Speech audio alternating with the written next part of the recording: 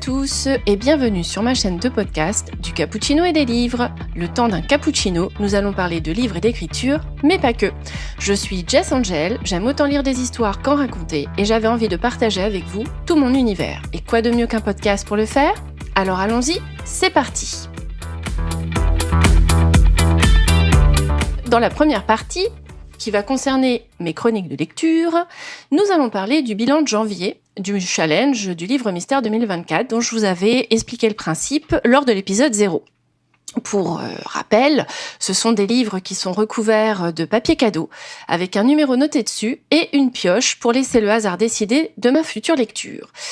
Donc, pourquoi j'ai fait ça ? Je vous l'ai expliqué déjà dans l'épisode 0, c'est parce qu'il y avait trop de livres dans ma palle, et qu'à chaque fois, en laissant les livres les plus vieux en bas, je ne lisais que les derniers achetés ou offerts. Donc, pour ne pas être influencée, j'ai décidé de passer par la couverture de mes livres pour les lire. C'est-à-dire ne pas savoir ce que je vais lire pour laisser sa chance à tous les livres de choisir pour moi. Bien entendu, le hasard, ça a du bon et du mauvais. Le bon, c'est l'excitation de l'ouverture du paquet, la curiosité extrême de savoir ce que le hasard me réserve comme lecture. Le mauvais côté, c'est de me rendre compte que si certains livres étaient restés en bas de ma pile à lire, c'est qu'il y avait une bonne raison. Et ouais, mais bon, pour en revenir à mon bilan de janvier, je peux vous dire que j'ai déjà lu 5 livres sur le mois de janvier 2024. Alors, je vais commencer par la première lecture. C'est le tome 1, Les Éternels, Evermore, d'Alison Noël. En résumé, avant l'accident, Ever Bloom était une adolescente comme les autres. Elle a perdu toute sa famille dans cet épisode tragique et reçoit soudain un terrible don, celui de lire dans les pensées des gens, de voir leur aura et de connaître leur vie en les touchant. Mon avis, c'est que les personnages étaient sympathiques et mystérieux. L'intrigue était très bien menée. La fin du tome 1 était écrite de façon à décider si je m'arrêtais là ou si je passais à la suite. C'était comme je voulais. Ça, j'ai fortement apprécié de pouvoir, à la fin de ce tome, décider si je continuais ou pas. Mais même si j'ai passé un bon moment avec ces personnages et cette histoire, je pense pas que j'irai plus loin de mon côté. J'aime bien ce genre de fin où on ne reste pas sur un cliffhanger de malade, mais j'ai pas été plus que ça immergée dans l'histoire. Mais bon, si vous voulez lire, n'hésitez pas. Le deuxième livre que j'ai lu, c'est La mort parle tout bas de Brigitte Copin. Alors ce livre, c'est un peu bizarre. C'est une histoire un peu particulière. Je vous lis donc la 4e de couverture. Alors, printemps 1524, à la cour de François Ier, un terrible poison fait des ravages. Les victimes qui tombent les unes après les autres portent toute la marque du tueur, une étrange tache noire sur le cou. La jeune Jeanne de Langalec, de retour du Brésil lointain et inconnu, est la seule à comprendre quel est ce poison qui tue, sans bruit et sans douleur. À part elle, qui d'autre connaît ce redoutable secret, si ce n'est Hervé de Quetmélan, j'espère que je prononce bien, son unique amour qu'elle croit avoir perdu. À vouloir éclaircir le mystère, Jeanne s'approche trop près de l'impitoyable tueur. Entre elle et lui, entre l'envie de vivre et le désir de mort, un terrible duel s'engage. Plus Jeanne touche au but, plus le danger s'alourdit. Car si l'on entend la mort parler tout bas, c'est qu'il est déjà trop tard. Donc, voici le résumé. Pour mon avis, j'ai eu du mal à m'immerger dans l'époque du récit, car même si le côté polar est bien écrit, mon esprit cherchait tout le temps à savoir si cela aurait pu vraiment se passer comme ça à l'époque. Utiliser des faits ou des personnages historiques et partir de là pour écrire une nouvelle histoire, j'avoue ne pas en avoir vraiment l'habitude et je n'ai pas accroché de mon côté. Je tergiversais toujours à droite à gauche pour savoir si François Ier avait vraiment fait ça ou si cette action pouvait vraiment se passer à cette époque-là. Maintenant, le polar était plutôt intéressant. Le 3e livre que j'ai lu, c'est Au soleil redouté de Michel Bussy. En résumé, un huis clos à ciel ouvert, orchestré de main de maître. Au cœur des Marquises, l'archipel le plus isolé du monde, où planent les âmes de Brel et de Gauguin, 5 lectrices participent à un atelier d'écriture animé par un célèbre auteur de best-seller. Le rêve de leur vie serait-il pour chacune d'elles à portée de main ? Au plus profond de la forêt tropicale, d'étranges statues veillent, l'ombre d'un tatoueur rôde. En plein soleil, dans les eaux bleues du Pacifique, une disparition transforme le séjour en jeu meurtrier. Enfer ou paradis, Iva Owa devient le théâtre de tous les soupçons, de toutes les manipulations où chacun peut mentir et mourir. Yann, flic déboussolé, et Maïma, ado futé, trouveront-ils lequel des hôtes de la pension au soleil redouté est venu pour tuer ? Alors, mon avis, on a une pelletée de personnages féminins, tous différents, qui apportent quelque chose au récit. Ça, je ne le nie pas. Mais en même temps, il y a trop de personnages pour moi et on s'y perd un peu. Le maillage des chapitres est fait de telle façon que c'est très intéressant et ça perd le lecteur. Et la fin, par contre, elle m'a épatée. Jusqu'à ce que j'arrive à ce moment-là, j'étais pas sûre d'aimer ce livre. Mais alors, cette fin, rien que pour ça, je vous conseillerais de le lire. Dans un 4e temps, j'ai lu Tarot, le dernier soleil de Katie Edwards. Alors, le résumé, c'est Rune Saint-John, dernier descendant de la cour déchue du soleil, se voit engagé pour enquêter sur la disparition d'Adam, fils de Dame Justice, en Nouvelle-Atlantide, la ville où les Atlantes se sont établis après la destruction de leur terre d'origine par les humains. Alors, tout d'abord, il faut le noter, c'est un très bel objet livre. Entre les dorures et le jaspage, franchement, mes yeux, ils ont fait que clignoter. La couverture est magnifique et en plus, quand on joue avec la lumière, ça fait des reflets de malade. En tout cas, j'adore. Ensuite, en ce qui concerne l'histoire, dans laquelle on s'immerge assez facilement, avec des personnages très touchants, malgré une histoire vraiment très dure, autant dire que j'ai passé quand même un très bon moment avec eux. Et j'ai hâte de lire la suite. Et que dire de ce prénom de Rune ? Mais je le trouve magnifique ! Et franchement, mince que l'auteur l'ait trouvé avant moi. Je ne vais jamais pouvoir l'utiliser dans mes propres histoires, et ça, c'est ballot. Le dernier livre que j'ai lu sur ce mois de janvier, c'est Ghost Stories, numéro 1, du crépuscule à minuit.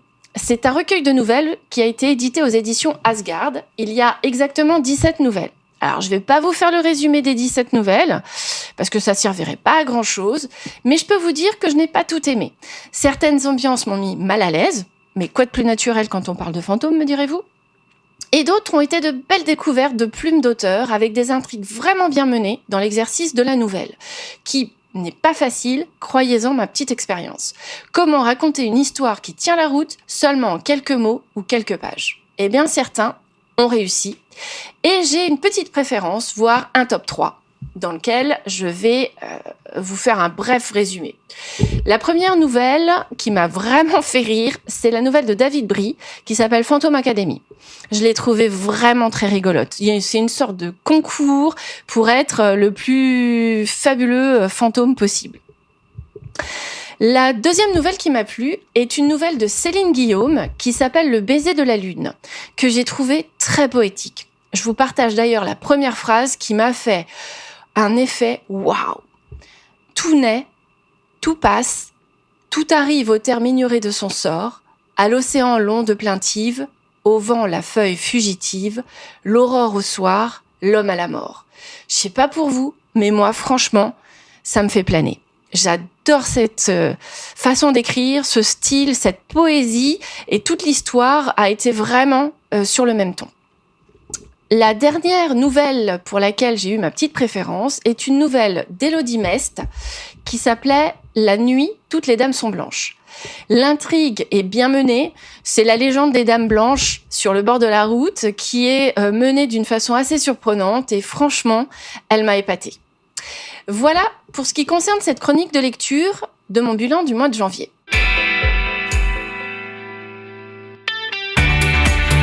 Ensuite, en ce qui concerne la deuxième partie de mon podcast sur les chroniques d'écriture, je voulais vous dire un peu comment j'en étais arrivée là. Alors, pour commencer, à l'adolescence, j'étais plus portée sur la poésie. C'était le moyen que j'avais trouvé pour exprimer mes émotions d'adolescente, comme, à mon avis, pas mal d'entre vous. Et j'avais même tout réuni pour moi dans un recueil que j'avais appelé « À la lueur de l'aube ». J'avais écrit des pages et des pages de tartines de poésie sur des cahiers et j'ai réuni tous ces petits cahiers dans un seul et unique endroit que j'ai appelé donc « À la lueur de l'aube ». Puis j'ai grandi, le temps a passé, et j'ai eu moins le temps d'écrire, moins d'inspiration peut-être, et où j'avais plus besoin de ça pour pouvoir exprimer mes sentiments, et j'ai fait une petite pause dans l'écriture. Puis en 2004, ma filleule allait fêter ses 6 ans, et à la rentrée, comme elle est née en mai, elle allait rentrer en CP, et elle allait donc apprendre à lire. Et ça, c'était génial. Je me suis dit, pourquoi pas, vu qu'elle va apprendre à lire, que ce soit une histoire que j'ai écrite moi, pour elle. Alors c'est comme ça qu'est née la Fée du Bois Joli. C'est l'histoire d'une fée d'anniversaire qui pouvait accorder 3 vœux à la personne qui soufflait ses bougies, n'importe lequel. Ça pouvait être nager dans l'océan avec les dauphins, ça pouvait être voler avec les oiseaux, comme ça pouvait être manger tous les gâteaux de la planète sans prendre un gramme. Oui, bon, d'accord, ça, c'est plutôt mon rêve. Mais bon, voilà. Elle pouvait choisir n'importe lequel. C'était la fée des anniversaires et c'était une façon de pouvoir lui offrir un très beau cadeau. Autant dire que je suis restée assez basique sur les vœux quand même, dans l'écriture de mon histoire, mais je me suis bien amusée à l'écrire. Et c'est là que je me suis dit, mais punaise, j'aime ça, écrire, en fait. Et j'ai enchaîné sur quelques autres petits contes que j'ai réunis plus tard dans un recueil que j'ai intitulé « Contes et histoires de la cheminée ». Vous pourrez les retrouver tous sur Amazon, mais sachez qu'avec tout ce que j'ai appris jusqu'à présent, je vais certainement les modifier et les réarranger parce que franchement, j'ai pas honte de les avoir écrits, pas du tout. Je suis super ravie de les avoir écrits, mais à mon avis, il y a des tonnes de corrections qu'il faut que je rapporte. Donc, je vais m'en occuper dès que mon projet actuel sera en cours de maturation et de recul. Ensuite, une fois que tous ces contes ont été réunis, je me suis attelée à une nouvelle petite histoire pour enfants. Ma filleule avait grandi, mes propres enfants étaient nés, 2 magnifiques petits garçons, en toute impartialité bien sûr, et j'avais envie de me raconter une histoire qui mêlerait fantômes et chasse au trésor, dans un cadre qui m'a toujours fait rêver et qui continue de me faire rêver, une maison avec un phare à coller.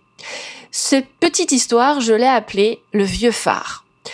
Comme j'aime écrire des histoires pour enfants, je trouve en fait que ça laisse vachement de place à l'imaginaire. J'aime voyager dans un autre monde avec mes récits. Et là, mêler fantômes et chasse au trésor, franchement, je me suis éclatée.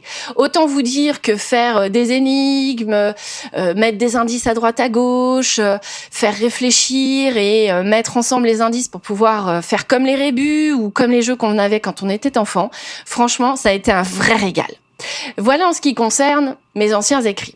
Je vous ai pas tout raconté, j'en ai encore d'autres, mais bon, je vous laisse des surprises pour les prochains épisodes, je vais quand même pas tout vous raconter maintenant.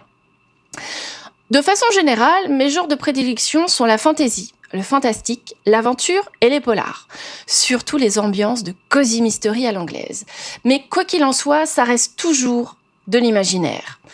Les auteurs qui m'inspirent, ou que j'aime vraiment depuis très longtemps, vont être Agatha Christie, Camilla Lackberg, Anne Perry, Anne Rice, Daniel Pennac, Ransom Riggs, J.K. Rowling, bien entendu, Edgy Twice et tant d'autres. Mais bon, vous voyez un peu l'idée.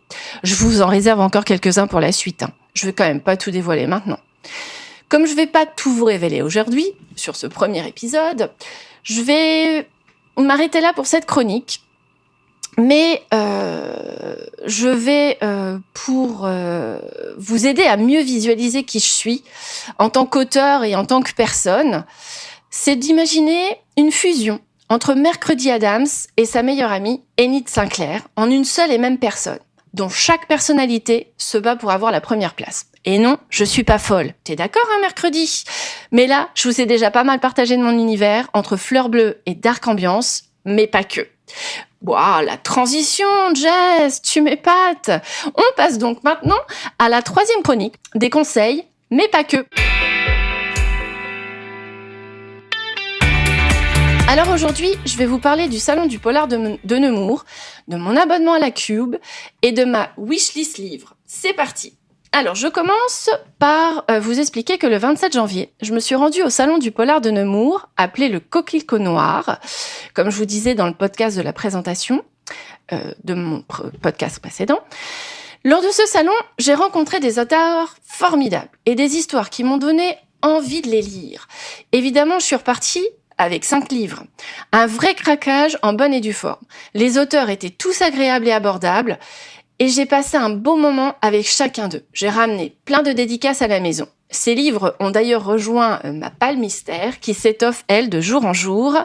Je m'épate avec la quantité de livres que j'ai amassés depuis.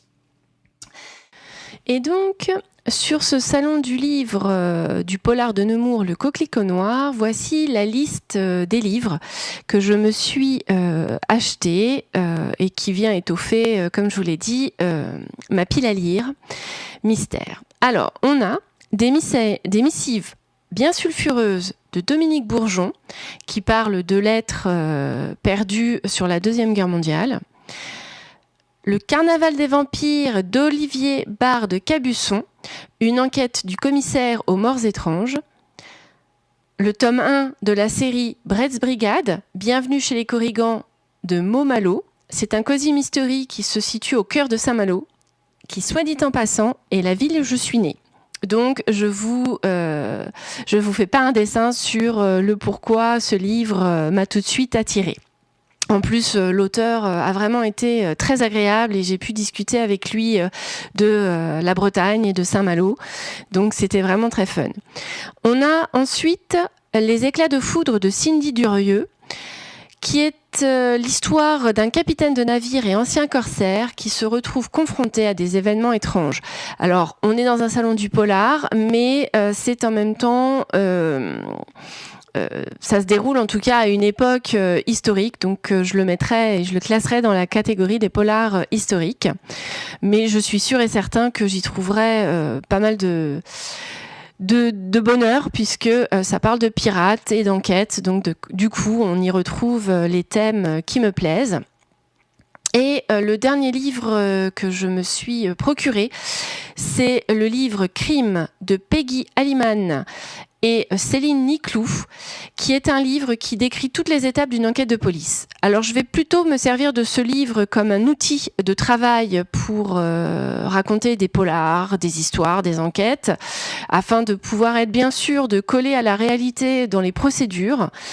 C'est plutôt dans ce sens-là que je me suis procuré le livre. C'était vraiment pour venir compléter mes connaissances et m'aider à écrire les bonnes informations au bon moment. Voilà.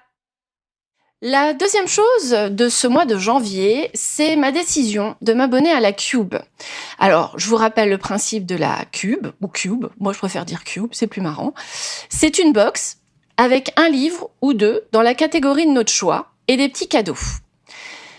C'est un libraire qui va choisir en fonction de critères qu'on a notés et d'un questionnaire auquel on a répondu sur leur site, qui va choisir un livre qui peut rentrer dans ce qu'on leur a mis comme choix, comme envie, comme en attente du moment.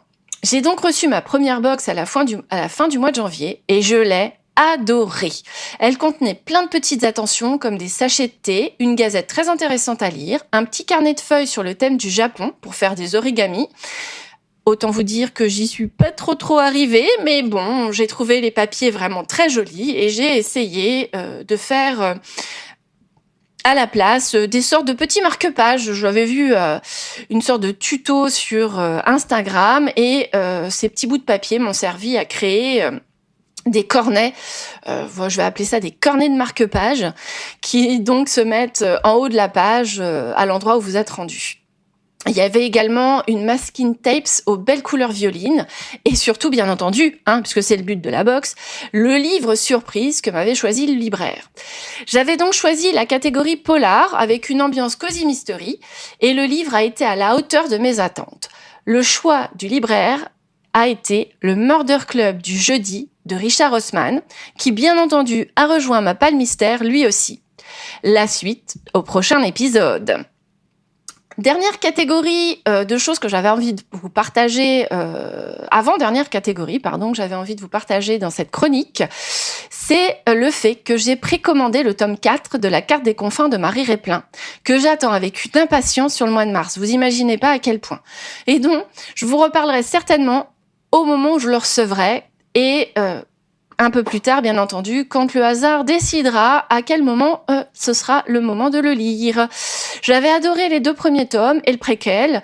Les personnages sont attachants et l'aventure avec des pirates, franchement, c'est génial. Ça rentre pile poil dans ce que j'aime avec les chasses au trésor, l'aventure, le voyage, s'imaginer des nouveaux mondes. Franchement, j'ai adoré sa plume. Et d'ailleurs, vous pouvez suivre l'autrice, qui est également booktubeuse et bookstagrammeuse, sur le compte suivant, Muffins and Books. C'est le même don pour les 2 médias. Donc n'hésitez pas à aller y faire un tour, elle est super marrante en plus. Dernière catégorie de cette chronique, oui, cette fois c'est promis, j'arrête sur cette chronique, avec cette dernière catégorie, qui est l'attente aussi du tome 2, des Héritiers du Solstice de Marie-Ève Fleury, qui doit également sortir sur le mois de mars 2024. J'ai bien aimé le tome 1, qui nous présente un monde caché dont les 4 familles principales, dont certaines sont rivales, constituent les gardiens élémentaires, et ils sont chargés de veiller sur le cycle des saisons et lors de catastrophes climatiques doivent s'unir pour les combattre. Il y a une petite romance aussi, même si les quelques scènes spicy m'ont un peu perdu dans ma lecture. Je ne savais pas trop à quoi elles servaient dans l'intrigue, mais bon, cela ne gâche en rien l'histoire, sinon je ne serais pas à l'affût de ce nouveau tome. Vous pouvez également suivre son compte Instagram et son compte podcast, enfin son podcast, qui s'appelle Parole de Plume, et le compte sur Instagram porte le même nom, Parole de Plume, parole au pluriel, de plume. Elle a aussi un autre compte, Savoir de Plume, où elle met en avant son métier de chargée de communication. Nous en venons enfin à la dernière catégorie de ce petit podcast qui porte sur la question du jour. Alors, lire et relire les mêmes livres, qu'en pensez-vous ? En ce qui concerne mon avis, je n'aime pas trop relire les livres que j'ai déjà lus, personnellement. Je trouve qu'il y a déjà tellement de livres à lire que je préfère passer au suivant. C'est pas pour paraître mégère, mais franchement, avec tout ce qu'il y a à lire, je me demande si j'arriverai à tout lire, si j'aurai le temps de tout découvrir. Alors autant passer à toutes les autres lectures plutôt que de revenir sur les lectures que j'ai déjà lues, même si j'ai aimé les livres. Par contre, si dans un moment de blues, j'ai besoin d'un souvenir rassurant, alors pourquoi pas ? Je ne dis pas non. De mon côté, les seuls livres que j'ai relus sont les suivants. Pour mes études, Le Rouge et le Noir de Stendhal et Les Fleurs du Mal de Baudelaire, car ma prof de français en 6e nous avait fourni une liste de livres que nous devions avoir lus d'ici notre terminale. Pour caler à sa liste, j'avais choisi ces 2 romans, en 3e pour Stendhal et en 2e pour Baudelaire, et je les avais lus quand c'est tombé, comme sujet et comme texte qu'on devait étudier pour le lycée, en lettres, puisque j'ai fait des études de lettres et langues. Et donc, du coup, ce sont des livres que j'ai dû relire pour mes études, même si je n'ai pas été déçue de les relire. Bien au contraire, retrouver l'ambiance, les personnages, c'était plutôt sympa. Et de les étudier de cette façon-là, c'était une autre façon de voir les choses. Sinon, pour moi, personnellement, le seul et unique livre que j'ai relu, c'est Les Disparus de Saint-Agile de Pierre Véry. Alors, j'avais adoré ce livre quand j'étais adolescente et je m'étais demandé, après avoir grandi, ce que je pourrais ressentir à 2 âges différents en relisant ce livre. Eh bien, j'ai gardé à chaque passage, à chaque moment de ma vie, le même plaisir de lecture avec ces histoires.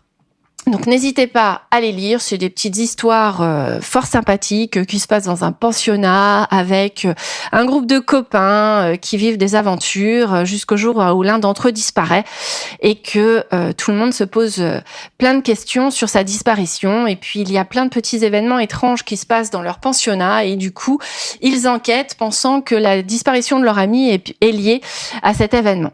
Alors je ne vais pas vous spoiler, je vous conseillerais juste de le lire. N'hésitez pas à me partager vos propres avis sur cette question de lire et relire les mêmes livres, qu'en pensez-vous ? Ou bien de me poser vous-même d'autres questions sur lesquelles je pourrais partager mon avis et écouter, ou en tout cas lire, le vôtre. Voilà la fin de ce podcast. Je vous ai fait le bilan de mes lectures du mois de janvier 2024 dans le cadre du challenge du livre mystère. Je vous ai raconté un peu mes premières histoires écrites et qui nécessitent vraiment une nouvelle relecture et une correction. vu toutes les formations que j'ai faites depuis 2022 pour apprendre à améliorer ma plume, je pense que je suis en mesure de pouvoir rendre ces histoires encore plus passionnantes et de pouvoir vous les faire découvrir à votre tour. Ensuite, je vous ai raconté un peu mon aventure au Salon du Poulard de Nemours, le coquelicot noir, ma wishlist et ma petite question du jour. Et voilà, ce premier épisode touche à sa fin. J'espère que cela vous a plu et que vous y avez trouvé des infos et des références de livres pour compléter vos propres collections. Bon, si vous êtes resté jusqu'à la fin, c'est que vous avez aimé. Donc n'hésitez pas à vous abonner, à liker et à partager. Merci pour votre écoute et à très vite. Bien entendu, vous pouvez toujours me suivre sur ma page Instagram, Jess Angel. Merci et au revoir.